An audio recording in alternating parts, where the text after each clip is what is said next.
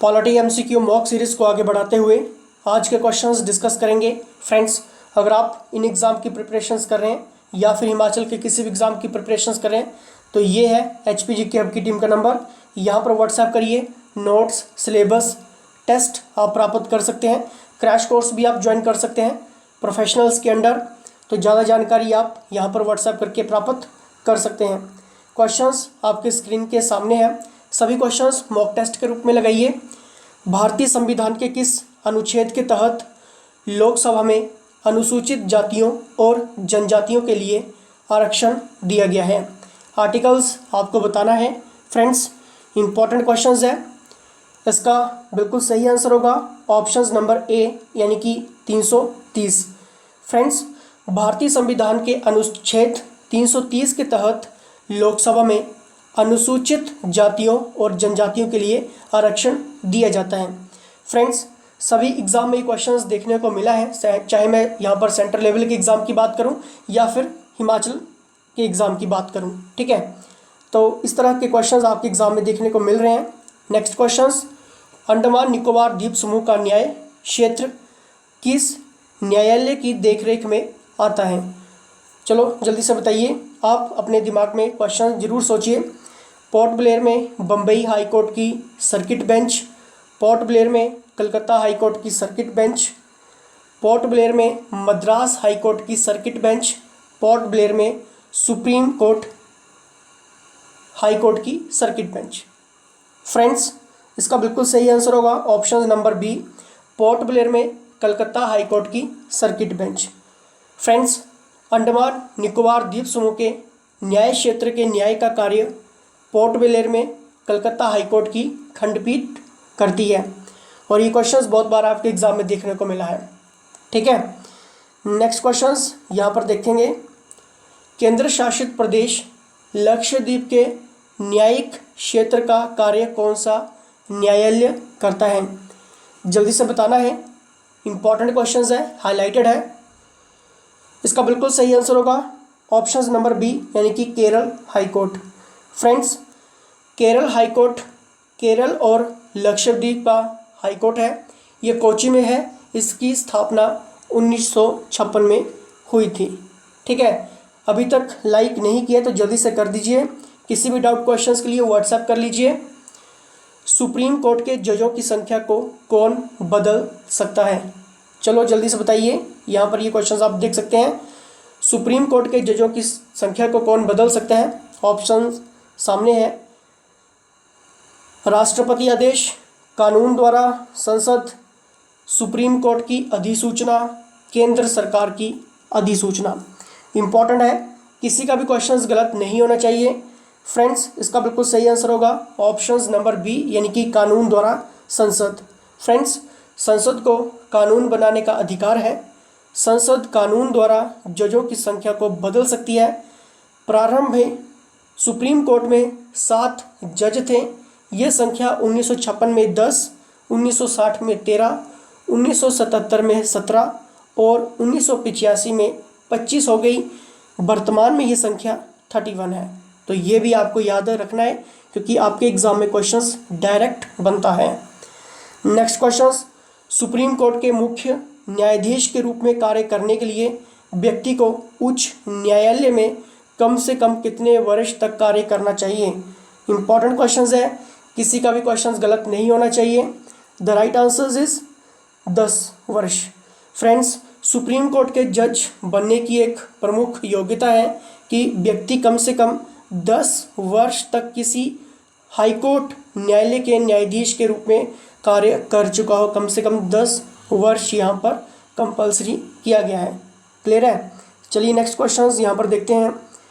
दिल्ली को एनसीटी यानी कि राष्ट्रीय राजधानी प्रदेश संविधान के किस संशोधन से बनाया गया है? Very very important questions. जितने भी अमेंडमेंट्स हैं दोस्तों, आपके एग्जाम में क्वेश्चंस बनते हैं। कुछ ही अमेंडमेंट्स आपको याद करनी है, 5-6 इंपॉर्टेंट है। ठीक है, इसका बिल्कुल सही आंसर होगा ऑप्शन नंबर बी यानी कि 69 अमेंडमेंट। फ्रेंड्स, 69 कॉन्स्टिट्यूशन अमेंडमेंट 1991 में हुआ, जिसके अंतर्गत दिल्ली को विशेष केंद्र शासित प्रदेश का दर्जा दिया गया। एनसीटी की स्थापना 1 फरवरी 1992 को पूर्ण हुई। तो ये भी आपको याद रखना है, ठीक है। नेक्स्ट क्वेश्चन, निम्नलिखित में कौन राज्यपाल को उसके कार्यकाल से हटा सकता है? ऑप्शंस सामने हैं फ्रेंड्स, इसका बिल्कुल सही आंसर होगा ऑप्शन नंबर सी, यानी कि राष्ट्रपति। राज्यपाल राष्ट्रपति के अंडर काम करता है, ठीक है, अतः राष्ट्रपति राज्यपाल को हटा सकता है, ठीक है। ये पावर किसके पास है? राष्ट्रपति के पास है, ठीक है। और ये क्वेश्चंस भी आपके एग्जाम में बहुत बार देखने को मिला है, क्लियर है। नेक्स्ट क्वेश्चंस, चुनाव आयोग के बारे में कौन सा कथन सही है? दोस्तों ऑप्शन सामने है, सभी ने अपना आंसर जरूर सोचना है। दोस्तों चुनाव आयोग की बात हुई है, ठीक है, इलेक्शन कमीशंस की बात हुई है, कौन सा कथन सही है? क्या ये स्वतंत्र और संवैधानिक निकाय है, यानी कि इंडिपेंडेंट एंड स्टैट्यूटरी बॉडी है, इसमें 6 साल का कार्यकाल रखने वाले सदस्यों का समावेश होता है, ठीक है। ये राजनीतिक दलों को मान्यता देने से संबंधित विवादों के मध्यस्थता के लिए एक अदालत के रूप में कार्य करता है। अखिल भारतीय निकाय होने के नाते यह ग्राम पंचायतों और नगर पालिकाओं के चुनावों के साथ चुनावों से भी चिंतित है। दोस्तों ऑप्शंस आपके सामने हैं, जल्दी से आपने बताना है कौन सा कथन सही है, ये बात यहाँ पर की गई है। इसका बिल्कुल सही आंसर होगा दोस्तों ऑप्शन नंबर बी, यानी कि इसमें 6 साल का कार्यकाल रखने वाले सदस्यों का समावेश होता है। It consist of members holding tenure of 6 years, ठीक है। तो ये भी आपको क्लियर होना चाहिए। नेक्स्ट क्वेश्चंस यहाँ पर देखेंगे, भारत के संविधान के निम्नलिखित अनुसूची में से कौन सा नया राज्य बनाने के लिए संशोधित किया जाना है, ठीक है। शेड्यूल्स के बारे में यहाँ पर बात हुई है दोस्तों, जितनी भी शेड्यूल्स हैं, कौन कौन सी शेड्यूल की खास रहती है, ठीक है, उसके यहाँ क्या बातें हैं, ठीक है, ये सारी बातें आपको क्लियर होनी चाहिए, क्योंकि शेड्यूल्स हो गया, अमेंडमेंट हो गई, यहाँ से क्वेश्चंस बनेंगे और बार बार बनते हैं। तो ये कुछ ऐसे टॉपिक्स हैं जो आपको बिल्कुल क्लियर करके जाने हैं, ठीक है। राष्ट्रपति हो गया, प्रधानमंत्री हो गया, विधानसभा हो गई, ठीक है, कैग हो गया, ठीक है। तो ये कुछ ऐसे टॉपिक्स हैं जो आपको पढ़ने ही हैं। चलिए जल्दी से बताइए दोस्तों, यहाँ पर इसका बिल्कुल सही आंसर होगा पहली अनुसूची, यानी कि फर्स्ट शेड्यूल, ठीक है। फ्रेंड्स पहली अनुसूची में संघ और राज्य क्षेत्र का वर्णन है, ठीक है। नेक्स्ट क्वेश्चन, राष्ट्रपति जो हटाने का प्रस्ताव किसमें पेश किया जा सकता है? फ्रेंड्स अभी तक आपने क्वेश्चंस एग्ज़ाम में क्या देखें कि राष्ट्रपति को अगर हटाना है तो प्रस्ताव किसमें पेश किया जाता है, लेकिन कभी भी आपने उपराष्ट्रपति के बारे में नहीं सुना होगा, क्योंकि उपराष्ट्रपति दोस्तों का जो क्वेश्चन है वो अभी हाल ही में इंक्लूड हो रहा है, ठीक है। तो ये भी आपको क्लियर होना चाहिए। फ्रेंड्स अगर राष्ट्रपति को हटाना है तो ये केवल राज्यसभा में, और उपराष्ट्रपति राज्यसभा का सभापति होता है, राष्ट्रपति को हटाने का प्रस्ताव केवल राज्यसभा में ही पेश किया जा सकता है, ठीक है। वाइस प्रेसिडेंट, अगर राष्ट्रपति को हटाना है तो संसद में किसी भी हाउस में रखा जा सकता है, यानी कि लोकसभा राज्यसभा किसी में भी प्रस्ताव रखा जा सकता है, लेकिन अगर उपराष्ट्रपति को हटाना है तो केवल राज्यसभा में, ठीक है। चलिए नेक्स्ट क्वेश्चन, संविधान का अनुच्छेद 123 किससे संबंधित है? दोस्तों इंपॉर्टेंट क्वेश्चंस है और ये क्वेश्चंस हाईलाइटेड है, तो ये फोकस करिए इस क्वेश्चंस के ऊपर, क्योंकि आर्टिकल 1, 2, 3 की बात हुई है, यानी कि 123 की बात हुई है। फ्रेंड्स इसका बिल्कुल सही आंसर होगा ऑप्शन नंबर ए, यानी कि राष्ट्रपति के अध्यादेश से ये संबंधित है, ठीक है, ऑर्डिनेंस से ये संबंधित है, क्लियर है। 123 इसके तहत राष्ट्रपति ऑर्डिनेंस अपना दे सकता है, ठीक है। नेक्स्ट क्वेश्चन, राष्ट्रपति पूरे देश में या इसके किसी भी हिस्से में अनुच्छेद 352 के तहत राष्ट्रीय आपातकाल किस स्थिति में घोषित कर सकते हैं? फ्रेंड्स ऑप्शंस आपके सामने हैं, 352 की बात हुई है, इसका बिल्कुल सही आंसर होगा डी, यानी कि 1, 2 दोनों, यानी कि बाहरी और सशस्त्र विद्रोह, ठीक है।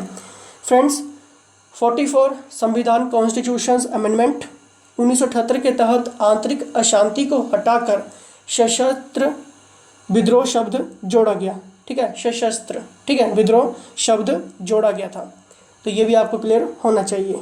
इस तरह के क्वेश्चंस आपके एचएएस जैसे एग्जाम में देखने को मिलते हैं। प्रधानमंत्री कार्यालय पीएमओ के बारे में कौन सा कथन असत्य है यानी कि गलत है? ठीक है फ्रेंड्स, इसका बिल्कुल सही आंसर होगा ऑप्शन नंबर ए, यानी कि यह संवैधानिक संस्था है। ठीक है, ये संवैधानिक संस्था है। ये ऑप्शंस जो है वो बिल्कुल गलत है। ठीक है, बाकी बिल्कुल सही ऑप्शंस हैं, यानी कि ये प्रधानमंत्री के लिए एक कर्मचारी एजेंसी है, बिल्कुल सही है। इसे एक विभाग की स्थिति दी गई है, बिल्कुल सही है। इसके अंतर्गत कोई संलग्न और अधीनस्थ कार्यालय नहीं है, बिल्कुल सही है। ठीक है, असत्य की बात हुई है तो यहाँ पर ये एक संवैधानिक संस्था है, तो ये असत्य है, यानी कि ये गलत है। ठीक है फ्रेंड्स, प्रधानमंत्री कार्यालय पीएमओ एक गैर संवैधानिक संस्था है। ठीक है, यानी कि नॉन कॉन्स्टिट्यूशनल बॉडी है, तो ये संवैधानिक नहीं मानी जाती है, ये एक गैर संवैधानिक है, नॉन कॉन्स्टिट्यूशनल बॉडी। ठीक है दोस्तों, अब आपने क्या करना है, ये है HPG की आपकी टीम का नंबर, यहाँ पर व्हाट्सएप करिए, डिटेल्स प्राप्त करिए, क्रैश कोर्स की जानकारी प्राप्त करिए, MCQs नोट्स टेस्ट भी आप यहाँ से ले सकते हैं। तो फ्रेंड्स, लाइक शेयर सब्सक्राइब करके ज़रूर आप अपना फीडबैक दीजिए, और एक भी लेक्चर्स एक भी क्वेश्चंस ना छूट पाए इसी तरह से बने रहिए, क्योंकि क्वेश्चंस की वेटेज ज़्यादा से ज़्यादा रहती है, टाइम कम आपका लिए जाता है। ठीक है, तो आपके लिए ये इम्पोर्टेंट है, टाइम की कमी को वैल्यू को पहचानिए और अपना भी आप स्टडी करते रहिए। तो फ्रेंड्स, इसी के साथ जय हिंद, जय हिमाचल।